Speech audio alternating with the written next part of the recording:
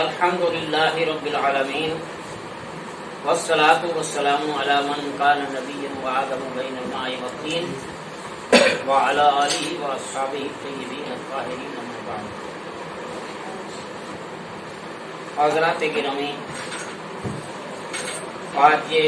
جامعہ انوار العلوم پونچھ میں جو میٹنگ ہوئی، اس میں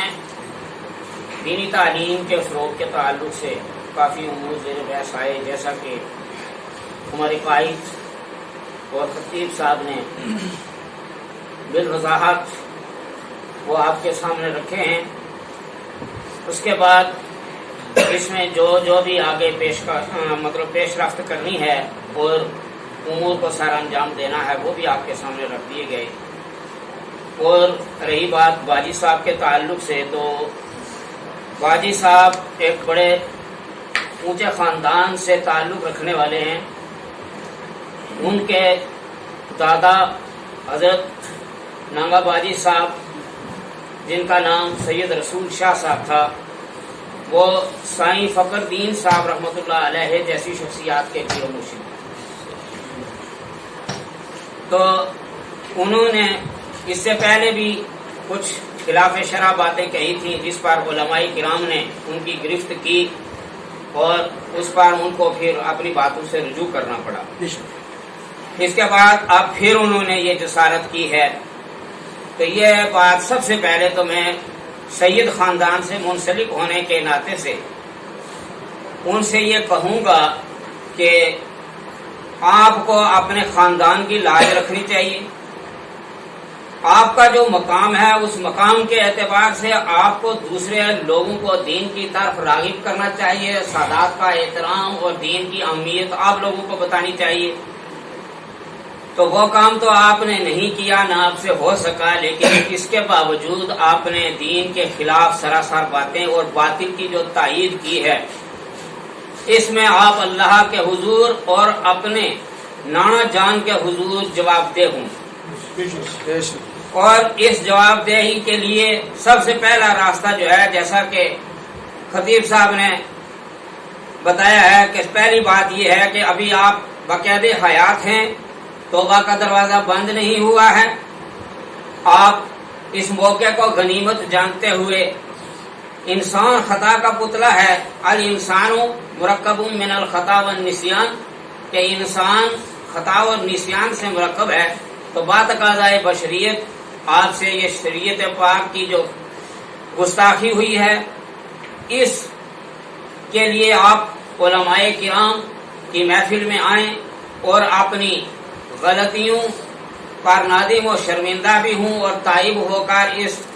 علماء کرام کی جماعت کو اور عوام اہل سنت والجماعت کو اپنی توبہ کا گواہ بنا لیں۔ یہ موقع آپ کے لیے بہت بڑا غنیمت ہے۔ اس کے باوجود اگر آپ کو یہ توفیق نہیں ملتی تو دوسری بات میں عوام سے یہ کہوں گا کہ حقیقت بات جو ہے وہ یہ ہے کہ یہ اس قسم کے لوگ جو ہیں یہ ہمارے عوام کے پیسوں پر پلتے ہیں، اور جب غرور میں آتے ہیں، وہ ایک کبھی کبھی قوالی چلتی تھی کہ پیسہ بولتا ہے، تو اس وقت پھر یہ پیسہ الٹا سیدھا بولنے لگتا ہے۔ تو اس میں بڑی ضرورت جو ہے وہ عوام کو ہے، جو لوگ پیروں سے عقیدت رکھتے ہیں، ان سے بیعت لیتے ہیں، ان سے تعویذ لیتے ہیں، ان لوگوں کو بیدار ہونے کی ضرورت ہے۔ ان کو سب سے پہلے یہ چیز سمجھنی چاہیے کہ پیر ہوتا کون ہے۔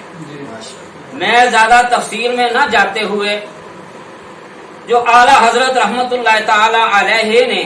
پیرا مریدی کا معیار بتایا ہے، اس کے مطابق صرف 4 باتیں آپ کے گوش گزار کرانا چاہوں گا، کیونکہ یہ ویڈیو جو بنی ہے یہ عوام تک بھی جائے گی۔ تو اس میں پہلی شرط یہ ہے کہ جس کو آپ پیر مانتے ہیں وہ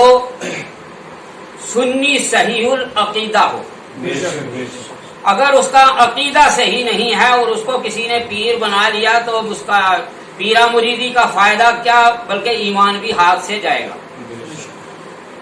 دوسرے نمبر پر وہ اتنا عالم بھی ہو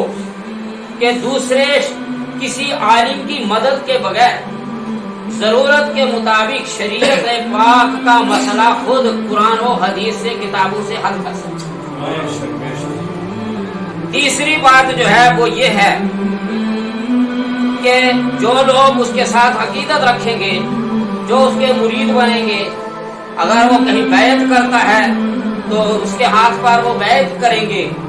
تو وہ لوگ عام لوگ ہوں گے، اس کا ظاہری زندگی کا وہ عکس لیں گے۔ تو اس کے تعلق سے یہ ہے کہ وہ ظاہری طور پر شریعت پاک کی کوئی بھی خلاف ورزی نہ کرتا ہو، فاسق مومن نہ ہو۔ چوتھی بات یہ ہے کہ اگر وہ بیعت کرتا ہے تو اس کو اپنے مرشد گرامی سے بیعت کی اجازت بھی حاصل ہو، خلافت ملی ہوئی ہو۔ بہت سے ہمارے ہاں پیرا مریدی کے سلسلے ایسے چلے آ رہے ہیں کہ جو باپ اگر کسی کا صاحب خلافت تھا تو آگے اولاد جو ہے ان کو دین سے کوئی وابستگی نہیں، کچھ نہیں، صرف پیسہ بٹورنے کے لیے وہ صرف ایک پیر کی اولاد یا ایک بزرگ کی اولاد ہونے کے اعتبار سے صرف وہ پیر بن بیٹھے۔ تو یہ یاد رکھیے گا کہ شریعت پاک کا اور دین کا فیض جو ہے وہ نبی پاک صلی اللہ تعالی علیہ وآلہ وسلم کی ذات پاک سے ملتا ہے، اور یہ ایک سلسلہ ایسا ہوتا ہے جیسے کہ نہر جہاں تک سلامت ہے وہاں تک پانی جائے گا، اگر بیچ میں سے نہر کٹ گئی تو اس سے اگلا حصہ فیض سے محروم رہے گا۔ اسی طریقے سے جس شخص کو خود بیعت کرنے کی اجازت نہیں ملی، خلافت نہیں ملی، تو وہ آگے بیعت کر رہا ہے تو اس کو جب اپنا ہی فیض نہیں مل رہا تو وہ آگے دوسروں کو کیا فیض دے گا۔ پھر ایک بات عام سی یہ ہے کہ وہ بیعت آدمی کس لیے ہوتا ہے، کسی کو پیر کس لیے بناتا ہے، کسی کو مرشد کس لیے سمجھتا ہے کہ وہ دینی رہنمائی کے لیے۔ تو جو آدمی دینی رہنمائی کر نہیں سکتا، کرتا ہی نہیں ہے، تو اس کو پیر بنانا یہ بھی ایک بالکل لاغو اور بیکار بات ہے۔ تو اس میں اپنی بات کو اسی پر ختم کرتا ہوں، اور جہاں تک میری یہ آواز جائے اپنے عوام اہل سنت سے، تو ان سے یہ گزارش ہے کہ آپ ایسے اشخاص کو پیر ہرگز نہ مانیں جو دین کی خلاف ورزی کریں، جو اولیاء کرام اور بزرگان دین کی گستاخی کریں، جو ایسے بھی ایک تاثر چلتا ہے عوام میں کہ دین شریعت اور طریقت الگ ہے۔ جو اس طریقے کا درس دینے والے لوگ ہیں وہ ایک گمراہی کی طرف عوام کو لے جا رہے ہیں، بلکہ شریعت کے تابع طریقت ہے۔ جب تک شریعت کامل طور پر حاصل نہ کی جائے گی تو طریقت میں آپ کچھ بھی حاصل نہیں کر سکتے۔ تو اللہ تبارک و تعالیٰ سے دعا ہے کہ اللہ رب العزت مجھے، آپ سب کو اور سب سامعین کو عمل خیر کی توفیق عطا فرمائے۔